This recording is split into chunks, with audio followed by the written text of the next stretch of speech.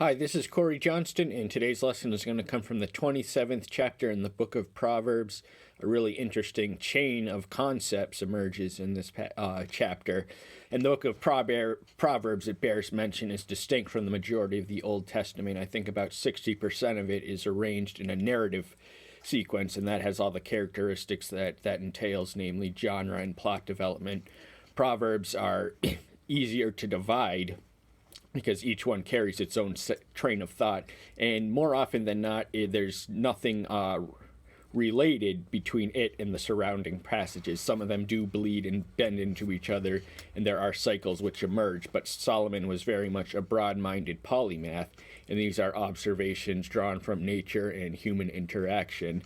And they are not his own wisdom, but reflective of this is considered inspired writing. Every work in the canon is treated as such because the Ruach Kodesh contributed to its writing. So the opening verse reads, "Do not boast of tomorrow, for you do not know what a day brings forth." Outside of the certainties of prophecy, everything that we might experience in life is a mystery.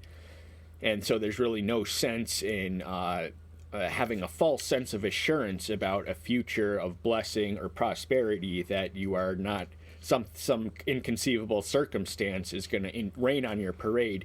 And part of having plans in life in daily schedules is, I would argue, absolutely essential. But part of the plan means adjusting to the unanticipated variables which emerge in the course of just daily living. Let another man praise you, and not your own mouth, a stranger, and not your own lips.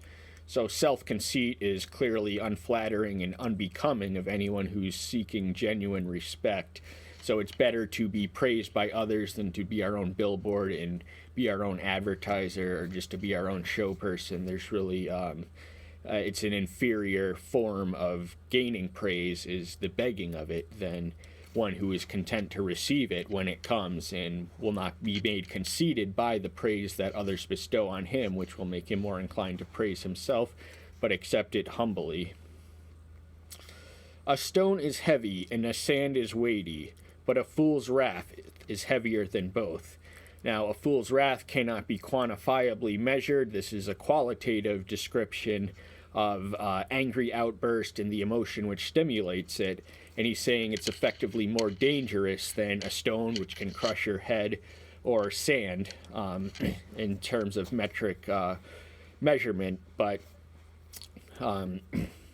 wrath is cruel and displeasure overwhelming, but who is able to stand before jealousy?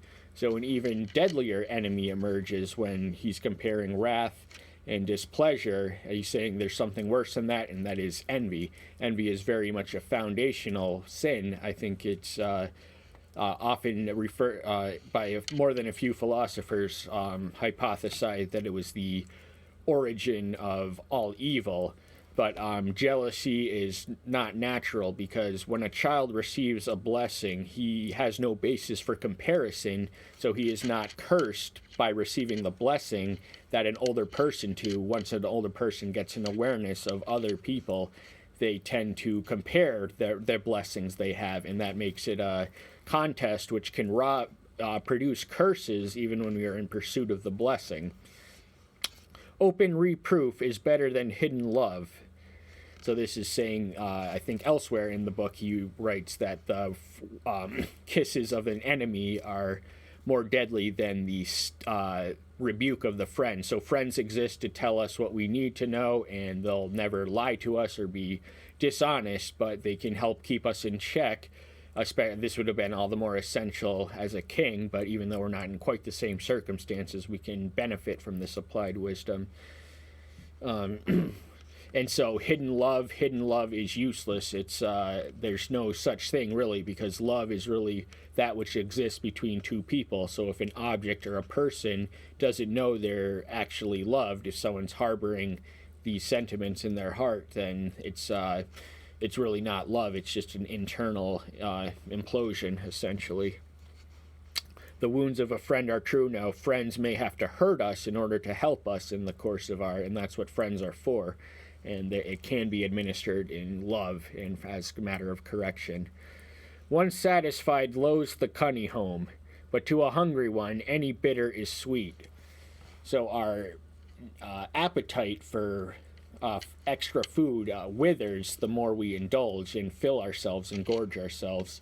So if we're on an empty stomach, the anything that's sweet will taste bitter, but if we are on a full stomach, anything with any nutrients at all is received gladly into our digestive system, without which we could not physically function. The wounds, like a bird that wanders from its nest, so is a man who wanders from his place. Now, in the ancient world, and to the ancient audience, who is its immediate audience, and traveling was not as frequent or as possible as it is in our age. We live in an age where we can get to China in 24 hours. There's really no challenge or barriers that existed in pre-industrial societies. But even so, that do not ointment. But we all essentially have homes, and even if we're restless, and because the rootlessness of the modern man is a source of restlessness for them, and restlessness is a curse, the remedy of which is rest, which has theological significance, but are off topic. Ointment and perfumes gladden the heart, so one's counsel is sweet to his friend. So counsel, as a king, he would have been dependent and reliant on advisors to advise him, give him the scope and analysis of situations which he needed to address. He was the decider, but the order of operation consisted of a ruler who ruled absolutely, but in order to help him rule in his best interest or in the nation's, whatever his intent would be, he would be dependent and reliant upon advisors to give him procedural advice in light of analysis of the facts. So the deciding process was exclusively vested in the monarch, who could delegate, but Solomon exercised command. And he's comparing now there's no, it's a metaphor in which because there's no qualitative or counsel cannot be grasped, it's not tangible or material, yet it is more beneficial, he argues, than ointment and perfume. Do not forsake your own friend or your father's friend, and do not go into your brother's house in the day of your calamity. Better is a neighbor nearby than a brother far away.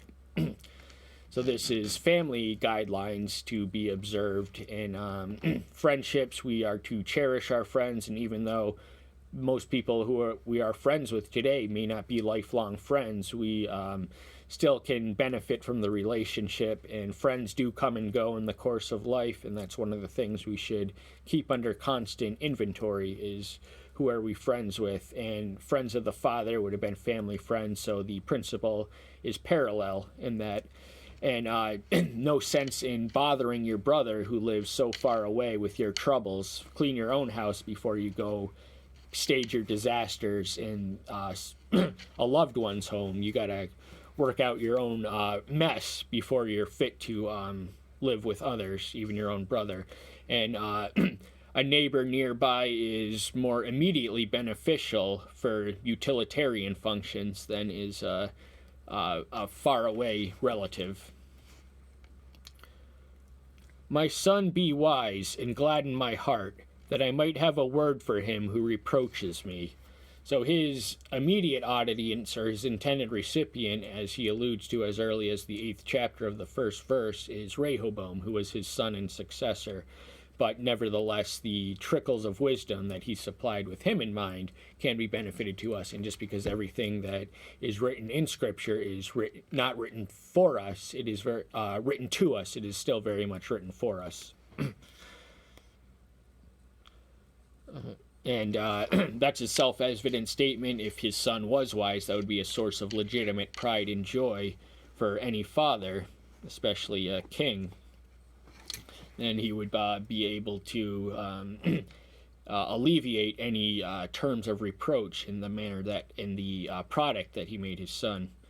A clever man foresees calamity, hides himself. The simple shall go on; they are punished.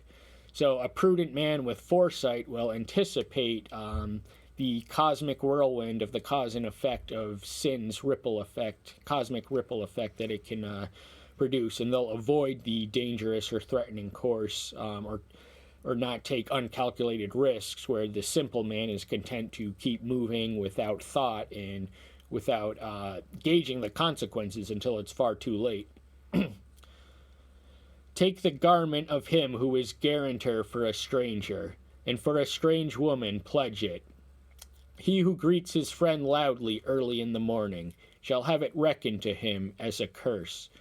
So there's no sense in this is an unlikely hypothetical whereby a friend would wake their friend up by praising him loudly in the morning. That's nothing really relatable, but the principle is still legitimate in that there can be curses and blessings if not mindfully distributed. So we really owe it to ourselves to give the right amount and give the right time in what we give to others. Drops that never cease on a very rainy day and a contentious woman are alike. Now Solomon alters praise of women, and he alternately another side of him has a negative opinion, not so much of women in general, but women of a certain character. And he's very frank and open about his thoughts on them. And so he compares it unflatteringly to an unending drop that comes on the course of a rainy day that causes noise in the home. Whoever represses her represses the wind, and his right hand encounters oil. So he's acknowledging the difficulty of resisting the seduction and temptations of an unworthy woman who may be beautiful in flesh physically, but rotten in spirit. Iron is sharpened by iron, and a man sharpens the face of his friend. Alternately translated as iron sharpens iron, so does a man sharpen the countenance of his friend in the King James, I believe. But the principle remains parallel regardless of the translation. The idea is that one of the benefits, having friendships are every bit as useful as sharpening knives, in that we can bring out the best in each other and inspire each other's in ways that we could not hope to just in our solitary time. So it is the mutuality, when it converges, is a beautiful thing for mutual improvement and progressive mutual progression and spiritual maturity and advancement. He who tends the fig tree eats its fruit, and he who guards his master is esteemed. So the purpose for which a fig tree exists is to produce fruit which he who tends it can eat. And the role of the servant is defined as guarding and protecting and looking out for and really loving one's master, and that will earn them esteem. As in water faces to face, so a man's heart to man. Now, our hearts do not have eyes or really much any sensory ability other than the sense of touch, but it's comparable. He's metaphorically and analogously comparing its redeemial qualities to water face, which has a purging effect of the dirt of the ancient Near East desert. The grave and destruction are not satisfied, so the eyes of a man are not satisfied. So the expression of our outlook is tangible judgment upon us. Now, if the things of the world are pleasing to look at, but there's no lasting or eternal satisfaction that the eyes can bring, at least in themselves, or prevent anything terrible from the grave and destruction, because the grave and destruction have an insatiable appetite that is the adversary's destined home, and as the old adage goes, misery enjoys company. So he knows he's doomed, but he's just trying to take as many people down with him as he goes down. A refining pot is for silver, and a furnace for gold. So a man is tried by his praise. Now, praise reveals character in that it can instill conceit or humility in the recipient. So the superior way is obviously to be humbled by the praise and continue doing what you're doing, not for the sake of praise, but when it incidentally comes, gratefully and humbly acknowledge it and just continue on the course. Don't worry about the acclaim or lack thereof that you're receiving in the course of your work. And it has a refining quality comparable to a jewel-making process. Silver was burned to dilute the impurities in the final object. Even if you pound a fool in a mortar with a pestle, along with crushed grain, his folly shall not leave him. So fools are fools for life. Once a man is a fool, they're essentially hopeless for life, and there's little potential for intellectual improvement, and even one would think that they would learn from their pain and learn from their mistakes, but they're just on a cycle, they can't help it, of being foolish, and they drift from one absurdity to the next in the course of their unexamined lives. Know well the state of your flocks, apply your heart to your herds. Now, Solomon, as the king of Israel, would have been called a shepherd, and the role, incidentally, now his father, David, was an actual shepherd. He did not grow up in princely pomp, as did Solomon. Solomon inherited the throne from his father, who lived a rather simple life in court, whereas Solomon was very ostentatious, but more to the point of the fact is that the terminology shepherd and pastor, our Christian ministers are most often known as pastors, and that has an agricultural analogy, which was born the care and the devotion and the intimacy with which the shepherd watches the sheep, so too is the guarder of the spiritual flock to be. And they have the model for that, and David was a literal model, so the lessons he learned are instructive to emulate. For riches are not forever, nor a diadem to all generations. Now Solomon had virtually unlimited wealth. There was that's not an understatement. He'd be one of history's richest individuals. But he was even aware that none of his wealth could outlast his life. So and he expresses his frustration. He compares it frequently to the often recited phrase vanity in the book of Ecclesiastes. Grass vanishes, and new grass appears, and the vegetation of the mountains are gathered in. This is a common natural phenomenon of cyclical growth in grass, and as the seasons change, so too that the season determines its state of viability or life. So they do operate according to the cycle, as do the vegetations of the mountain.